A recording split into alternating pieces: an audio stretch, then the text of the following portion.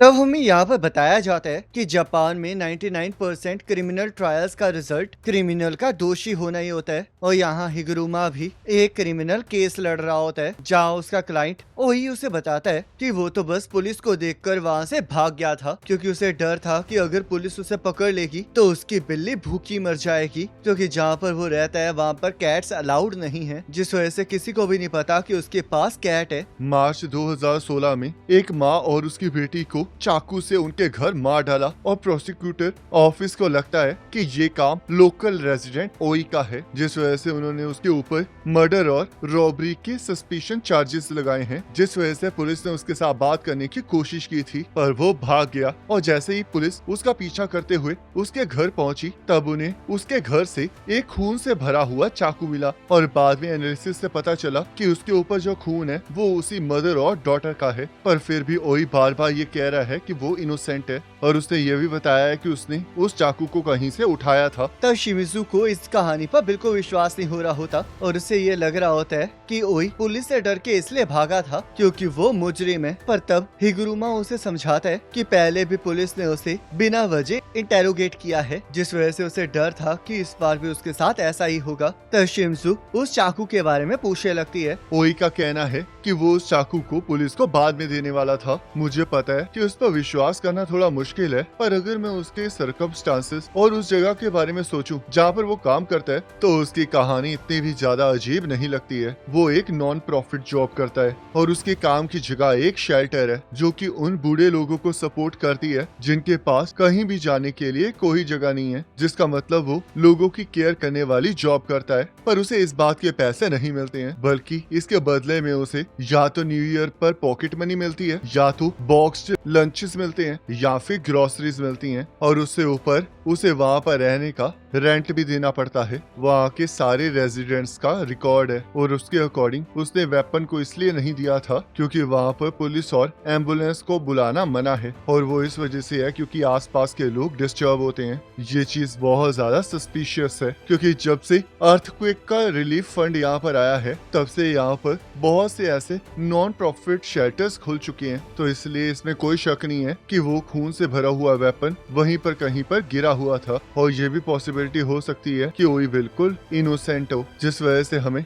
Non profit activities और उनके taxes पर ध्यान देना चाहिए और सारे रेजिडेंट्स का बैकग्राउंड चेक करना चाहिए। जिस वजह से मैं आसपास ओई के बारे में पता करूंगा और बाकी सब कुछ तुम संभाल लेना शिमिजू। तब शिमिजू इस चीज से परेशान हो जाती है क्योंकि उसे इतना ज्यादा काम करने के बहुत ज्यादा कम पैसे मिल रहे होते हैं, और उसे समझ नहीं आ रहा होता कि जब पब्लिक ने ओई को गुनहगार मान लिया है और उसे सजा मिलने ही वाली है, तो आखिरकार वो लोग ये केस क्यों सॉल्व कर रहे हैं। जिस वजह से शिमिजू हिगुरुमा से पूछने लगती है कि आखिरकार उसने ये केस क्यों लिया है। तब हिगुरुमा उसे समझाता है कि कभी कभी उन्हें ऐसे केस लेने चाहिए क्योंकि आसान काम से उनकी स्किल कम हो सकती है। पर शिमिजू उसे कहने लगती है कि वो तो हमेशा ही ऐसे केसेस लेता है। तब शिमिजू एक फ्रेंड ताकागी से मिलने उसके कैफे चली जाती है, जहाँ पर हमें पता चलता है कि ताकागी भी पहले हिगुरुमा के साथ ही काम करती थी, जिस वजह से वो इस बात पर बहुत ज्यादा हंस रही होती है कि हिगुरुमा अभी भी चेंज नहीं हुआ है। जिस वजह से शिमिजू उससे पूछने लगती है कि क्या हिगुरुमा पहले से ही ऐसा था। अगर मैं सच कहूँ तो शायद वो अब पहले से ज्यादा बेकार हो गया है। जब वो मेरे ऑफिस में था तब उसने ड्रंक ड्राइविंग वाला केस हैंडल किया था। उसने उसका क्लाइंट 19 साल का था जिसके कलीग्स ने उसे ड्रिंक एंड ड्राइव करने पर मजबूर किया था, और सभी लोगों ने ये डिसाइड किया था कि सब लोग एक ही स्टोरी सुनाएंगे। और उसके बावजूद भी वो ना ही सेटलमेंट करने के लिए पे कर पाया और ना ही प्रोहिबिशन पर बाहर आ पाया, जिस वजह से उसने हिगुरुमा को इसके लिए दोषी ठहराया। तो यह केस के बाद हिगुरुमा और ताकागी पार्क में बैठे होते हैं, जहां ताकागी हिगुरुमा को हौसला दे रही होती है और उसे समझा रही होती है कि क्रिमिनल लॉयर होना इतनी भी अच्छी बात नहीं है, क्योंकि चाहे वो कमजोर और पावरलेस लोगों को बचाना चाहता है, पर वो कोर्ट और उसके प्रोसिक्यूटर्स के सामने कुछ नहीं कर सकता है, और ऊपर से उनके क्लाइंट्स भी उन्हें ही दोषी ठहराते हैं। तो हिगुरुमा ताकागी को समझाता है कि उनके क्लाइंट्स उन्हें इस वजह से बुरा बुरा भला कहते हैं क्योंकि वो इसके अलावा कुछ नहीं कर सकते हैं, जिस वजह से तकागी हिगुरुमा से उसके मेंटल स्टेट के बारे में पूछने लगती है। तब यहाँ प्रेजेंट में हिगुरुमा और शिमिजू ओई की इनोसेंस के लिए प्रूफ इकट्ठा कर रहे होते हैं और हम यहाँ पर देखते हैं कोर्ट में ओई इनोसेंट प्रूफ हो जाता है, जिस वजह से शिमिजू बहुत ज्यादा खुश होती है। पर हिगुरुमा उसे अभी खुशी मनाने से मना करता है क्योंकि ऑपोजिट टीम रीट्रायल के लिए अपील कर देती है। तब ये केस अखबारों में छपने लगता है और यहाँ हिगुरुमा ओई को बताता है कि क्राइम के बाद उसके रूम में कोई भी चुराई हुई चीज नहीं मिली है और उस शेल्टर का एक रेजिडेंट गायब भी हो गया है और जब विक्टिम्स की मौत हुई थी तब वो कन्वीनियंस स्टोर के सिक्योरिटी कैमरा में दिखाई दिया था, जिस वजह से अब वो बच सकता है। तो ओई इसके लिए हिगुरुमा को थैंक यू कहने लगता है क्योंकि उसने उसके ऊपर भरोसा किया होता है। पर हिगुरुमा अभी भी उसे तैयार रहने के लिए कहता है क्योंकि सेकंड ट्रायल होने वाला होता है और हम देखते हैं सेकंड ट्रायल में ओई को गिल्टी घोषित कर दिया जाता है और उसे लाइफ इम्प्रिजनमेंट की सजा हो जाती है। इंडिपेंडेंट डिफेंस लॉयर्स को लिमिटेड फंडिंग मिलती है और उनका स्टाफ भी कम होता है और पब्लिक प्रोसिक्यूटर्स को टैक्स पेयर्स की मनी और बहुत सारी मैन पावर मिलती है और ये सिस्टम इसी तरह काम करता है। पर यहाँ प्रोसिक्यूटर्स सेकेंड ट्रायल में कोई भी न्यू एविडेंस प्रोवाइड नहीं कर पाए हैं और क्योंकि एक रेजिडेंट के मिसिंग होने पर उस पर शक नहीं किया जा सकता तो पूरी की पूरी कहानी बदल जाती है, जिस वजह से फर्स्ट ट्रायल का रिजल्ट भी बदल जाता है और बहुत से केसेस में हाई कोर्ट थर्ड ट्रायल करने से भी मना कर देता है और वैसे भी सिस्टम ने तो पहले से ही ओई को गिल्टी मान ही लिया था। तब ओई हिगुरुमा को घूरने लगता है, जिस वजह से हिगुरुमा ये सोचने लगता है कि आखिरकार उसके क्लाइंट उसे इस तरह क्यों देखते हैं। तब हमें यहाँ पर फिर से वो सीन दिखाया जाता है जहाँ पर ताकियागी ने हिगुरुमा से उसके मेंटल स्टेट के बारे में पूछा होता है। मैं वीक और पावरलेस लोगों को बचाने की कोशिश नहीं कर रहा हूँ, ये बस इस वजह से है क्योंकि मैं बचपन से ही उन चीजों को ऐसे नहीं छोड़ सकता हूँ जो कि सही ना हो और जो बदली ना हो। कानून अपनी आंखों पर पट्टी बांधता है ताकि वो ये रिप्रेजेंट कर सके कि लॉ सबके लिए इक्वल है और कोई भी पार्शियलिटी नहीं करता है और लोग भी सच्चाई से बचने के लिए अपनी आंखों पर पट्टी बांध लेते हैं। पर फिर भी मैं आंखों को खुली रखना चाहता हूँ ताकि मैं सच्चाई को सामने ला सकूं। तब प्रेजेंट में कोर्ट ये अनाउंस करती है कि अगर किसी को इस डिसीजन पर कोई ऑब्जेक्शन है तो वो 15 दिन में फाइनल अपील कर सकते हैं। पर तभी हम देखते हैं हिगुरुमा अपने हथौड़े को टेबल पर बजाने लगता है और अपने शिकिगामी को वहाँ पर बुला के सभी को वापिस आके रीट्रायल करने के लिए कहता है। तब हम यहाँ पर कलिंग गेम के एक प्लेयर रेगिस्टार को देखते हैं। आखिरकार इतना टाइम क्यों लग रहा है? आखिरकार कब वो लड़की मेरे लिए एक लूजर लेकर आएगी? तब हमें पास्ट दिखाया जाता है जहाँ पर हम अमाई और उसके कुछ साथियों को देखते हैं जो कि एक लड़के को बुली कर रहे होते हैं। ये लोग ना ही स्मार्ट हैं और ना ही एथलेटिक, पर फिर भी इन्हें अपने आप पर बहुत ज्यादा घमंड है, जिस वजह से मुझे अब फ्लो के साथ ही जाना चाहिए ताकि मैं इन्हें गुस्सा ना दिला दूं। और ये इस वजह से है ताकि बाकी लोग मुझे बुली ना करें। वैसे कभी कभी इसके कुछ अच्छे फायदे भी होते हैं। तो इटाडोरी उन लोगों को उस लड़की को परेशान करने से मना करता है, जिस वजह से अमाई को लगता है कि एक और बेवकूफ आ गया है और उसका एक दोस्त इटाडोरी को सबक सिखाने के लिए उसे मुक्का मारने लगता है। पर तभी इटाडोरी उसके मुंह पर एक जोरदार मुक्का मारता है, जिसे देखकर अमाई भी हैरान हो जाता है। तब उस बंदे के दो और साथी इटाडोरी को मारने आ जाते हैं, पर इटाडोरी उनका भी बुरा हाल कर देता है और अमाई को घूरने लगता है। और हमें पता चलता है कि ये अमाई और इटाडोरी की पहली मुलाकात होती है जब वो लोग अपने स्कूल में मिले होते हैं। तब हम यहाँ पर फुशिगुरो को देखते हैं।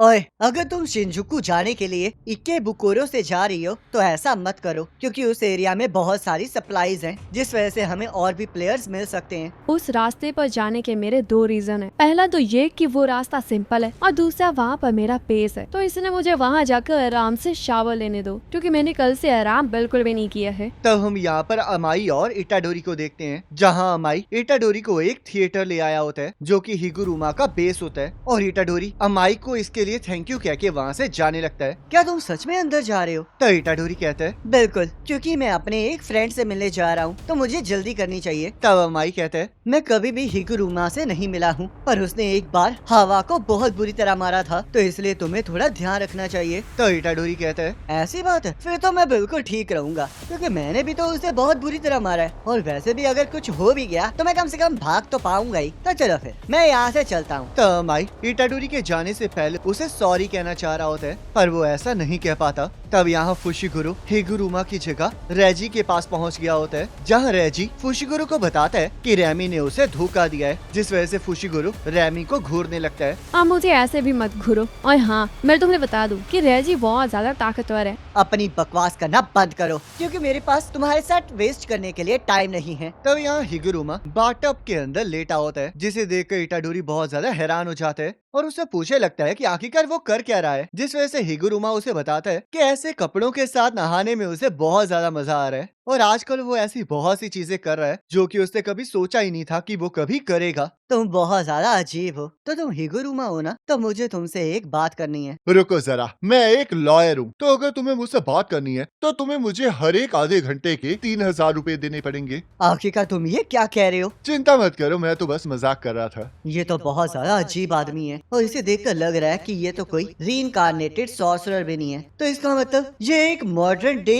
सॉर्सरर है जिसकी कर्स टेक्निक अभी अभी जागी है, जिसका मतलब ये मेरी बात सुनेगा और हम डील कर पाएंगे। तुमने 100 पॉइंट्स इकट्ठे किए हैं ना, तो इसलिए मैं चाहता हूँ कि तुम हमारी कलिंग गेम को एंड करने में मदद करो, या फिर तुम एक ऐसा रूल ऐड करो जिस वजह से किसी को भी बिना वजह किसी को ना मारना पड़े। बिल्कुल भी नहीं, मैं ऐसा कभी नहीं करूँगा। क्या तुम मजाक कर रहे हो? बिल्कुल भी नहीं, क्योंकि कलिंग गेम पॉसिबिलिटीज पैदा करती है। कभी कभी लॉ पावरलेस होता है, पर अगर मुझे पावर मिली है तो इसका मतलब कलिंग गेम के रूल्स रियल हैं, जिसका मतलब अगर हम रूल्स को तोड़ेंगे तो हमें सजा मिलेगी, और वो भी नेचुरल लॉ के अकॉर्डिंग, जिसके अंदर कोई ट्रायल्स नहीं होंगे। तो ये कितनी कमाल की बात है ना। मुझे ये तो पता है कि ये रूल्स परफेक्ट नहीं है, पर मैं फिर भी इस कलिंग गेम के बेसिक मैकेनिज्म को प्रिजर्व रखना चाहता हूँ, जिस वजह से मैं इसे इतनी जल्दी खत्म होने नहीं देना चाहता। और वैसे भी मुझे रूल नंबर 2 और 8 बहुत ज्यादा पसंद है, जिस वजह से मैं भी कर्स टेक्निक रिमूवल को एक बार देखना चाहता हूँ। कलिंग गेम एक रिचुअल है, तो इसलिए अगर हमने ज्यादा देर इंतजार किया तो इस कंट्री में सभी लोग मर जाएंगे। मुझे ऐसा नहीं लगता, क्योंकि कलिंग गेम को स्टेबिलिटी बहुत ज्यादा पसंद है। ऐसी बात है, तो चलो फिर मैं अपनी रिक्वेस्ट को थोड़ा रिफ्रेज कर देता हूँ। तो मुझे अपने 100 पॉइंट्स को यूज करने दो हिगुरुमा। क्या तुमने किसी ऐसे को मारा है जिसने तुम्हें बहुत ज्यादा परेशान कर दिया हो? और अगर तुमने ऐसा नहीं किया है तो मैं तुम्हें बता दूं कि ऐसा करने में बहुत ज्यादा मजा आता है। तो हम देखते हैं हिगुरुमा के पास एक शिकिगामी आ गया होता है और इटाडोरी उसे देखकर डिफेंसिव पोजीशन में चला जाता है, क्योंकि उसे एहसास हो गया होता है कि अगर हिगुरुमा के पास 100 पॉइंट्स हैं तो उसने कम से कम 20 सॉर्सरर्स को तो मारा ही होगा, जिस वजह से वो पहले उसके हमला करने का इंतजार करने लगता है। पर तभी हिगुरुमा अपनी डोमेन डेडली सेंटेंसिंग को एक्टिवेट कर देता है, जिसे देखकर इटाडोरी हैरान हो जाता है। तभी यहाँ फुशिगुरो के शिकिगामी को देखकर रेजी को ये एहसास हो जाता है कि फुशिगुरो कितना ज्यादा ताकतवर है, जिस वजह से वो फुशिगुरो को उसे ज्वाइन करने के लिए कहता है और उसे पूछने लगता है कि आखिरकार वो कलिंग गेम्स के बारे में कितना जानता है। कलिंग गेम एक रिचुअल है जो कि बैरियर के अंदर के प्लेयर्स की कर्स एनर्जी का इस्तेमाल कर रहा है ताकि वो जापानीज लोगों को दूसरी तरफ लेकर जा सके, जो कि बाद में ह्यूमन नहीं रहेंगे। ये बात है, तो क्या तुम केंजाकू को जानते हो? मुझे लगा ही था कि ये पक्का कोई ऐसा सॉर्सरर है जिसके केंजाकू के साथ कनेक्शंस हैं। मुझे लगता है कि जो प्लेयर्स की कर्स एनर्जी को यूज करने वाली चीज है वो एक मिस डायरेक्ट है, या फिर मैं ये कहूँ कि वो सेकेंडरी ऑब्जेक्ट है। और ऐसा सोचने के लिए मेरे पास 3 रीजंस हैं, जो कि है नंबर ऑफ प्लेयर्स, उनके लेवल और स्किल में डिफरेंस, और बैरियर्स के रूल। सोचो जरा कि 1000 प्लेयर्स 10 कॉलोनीज में इक्वली डिवाइड हुए हैं, जिसका मतलब हर कॉलोनी में 100 प्लेयर्स हैं। पर उन प्लेयर्स में कुछ प्लेयर्स काशिमो और हिगुरुमा की तरह हैं, जो कि बहुत ज्यादा ताकतवर सॉर्सरर्स हैं, और उन दोनों ने अकेले ही 60 से ज्यादा सॉर्सरर्स को मार गिराया है। और अगर हर एक कॉलोनी में ऐसा एक प्लेयर होगा तो स्ट्रॉन्ग वाले कमजोर वालों को मार देंगे। तो तुम ये कहना चाहते हो कि गेम बहुत जल्द ऐसी जगह पर पहुंचने वाली है जहां से वो आगे नहीं बढ़ पाएगी? तुम बिल्कुल सही कह रहे हो, और टोक्यो नंबर 2 में तो ऐसा हो भी चुका है। जब कोई इंडिविजुअल कॉलोनी में एंटर होता है तब वो कहीं और ट्रांसफर हो जाता है, और ये इस वजह से है ताकि प्लेयर्स को स्प्रेड किया जा सके। पर इसका main reason modern day sorcerers के अंदर सेकंड अवेकनिंग करवाना है, और मुझे पूरा यकीन है कुछ लोग ट्रांसफर के दौरान मर जाते हैं। और अगर कलिंग गेम का पॉइंट प्लेयर की कर्स एनर्जी का इस्तेमाल करना है तो सॉर्सरर्स के बीच में लंबी लड़ाई बहुत ज्यादा बेस्ट ऑप्शन है। और जो रूल नंबर 7 में लॉन्ग लास्टिंग चीज है वो बस रियल प्लान को कवर करने के लिए है, जिस वजह से मुझे पक्का लगता है कि जब स्ट्रॉन्गेस्ट प्लेयर बचेंगे तब केंजाकू एक बॉम्ब ड्रॉप करेगा, और तभी कलिंग गेम का सही पर्पस सामने आएगा। और इसी के साथ ये एपिसोड खत्म हो जाता है। अब नेक्स्ट एपिसोड का लिंक आपकी स्क्रीन पर आ रहा होगा, उस पर क्लिक करके अगले एपिसोड को देख सकते हो।